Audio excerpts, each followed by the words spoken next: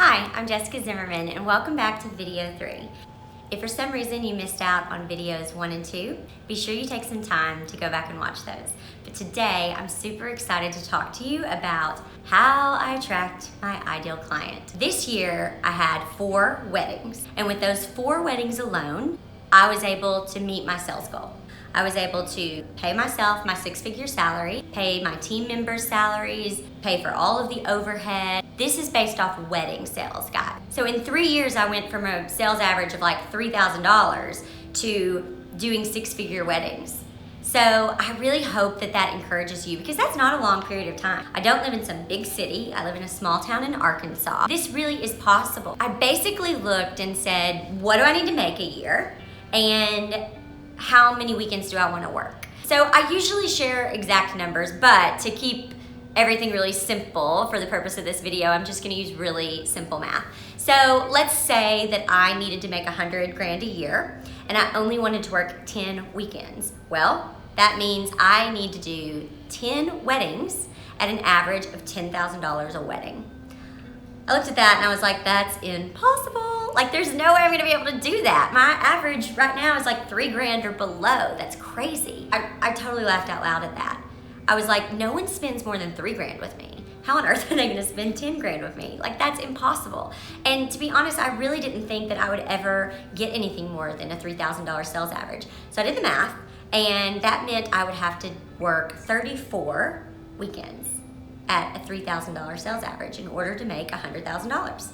And I was like, that is insane, and I'm never gonna wanna work 34 weddings, like be gone from my family 34 weekends, because we all know that really it's not just Saturday. We are basically gone all week. We are prepping and working and making sure all the T's are crossed and all the I's are dotted the whole week before. Saturday is wedding day, and then Sunday we're recovering. And so it's not just one day away from your family, it's basically a week. So I looked at that and I thought, 10 weddings, 34 weddings.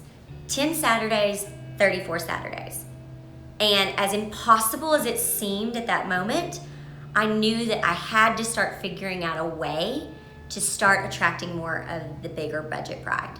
I just had to. For me, said it a million times, my main motivation is time. So for me, it's not even about showing that I can do these big weddings or showing how great I am or how fancy I am or how good my floral skills are or whatever. That's not what it's about. It's that if I can get bigger budget brides, then I can do fewer weddings, which allows me a lot more time with my family. So here's what I did.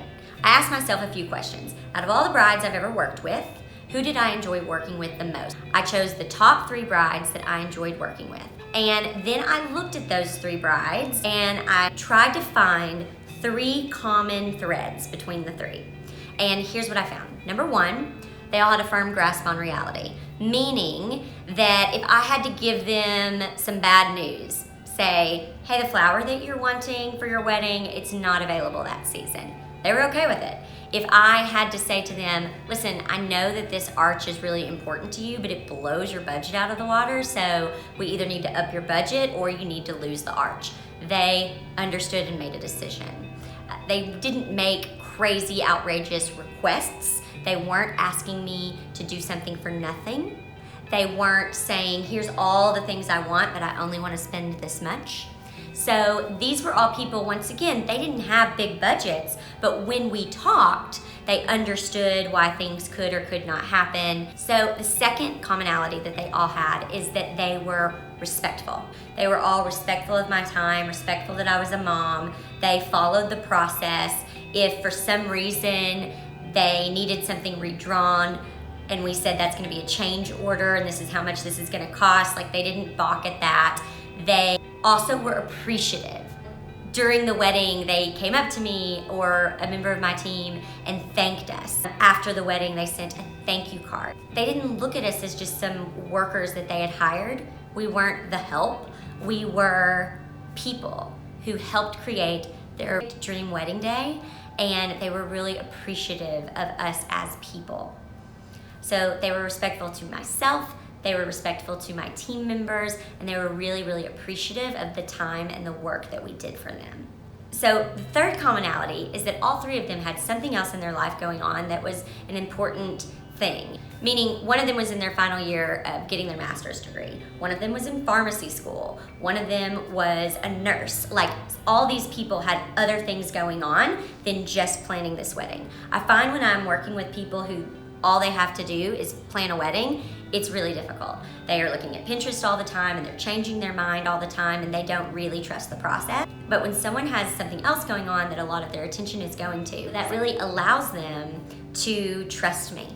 They do not have the time to plan every little bit of their wedding. So what is so great about that is while they want a beautiful wedding, and they might even say at the first meeting, hey, here's a couple things that I'm really into, that's kind of as far as it goes, which means they've got other things going on. So they don't have all the time in the world to just nitpick every little decision or to do all these changes. They trust me and they give me a lot more creative freedom and they trust the process. So I thought that was really interesting that those 3 commonalities kind of help describe who my ideal client was. And today, if you go to my website at zimmermanevents.com, it's divided into 2 sections, weddings and education. If you go to the wedding side, I make it really, really clear who I'm attracting. And it's important to me to work with people who care more about the marriage and the life that they're about to build than they do some fancy wedding. I can do fancy weddings all day, but I want to work with people that I enjoy working with and that are respectful and that are appreciative. And I find that those people just have a common core value of their marriage being more important than their wedding. So I think that's kind of interesting. So then I went to those 3 brides and I asked them if they would answer an anonymous survey. And I just said, I'm sending this out to some of my past brides. And of course they did it because they were the respectful, appreciative one. And I told them, listen, I want to attract more people like you, so I really need you to be really honest in all of this. And now here's what's fascinating.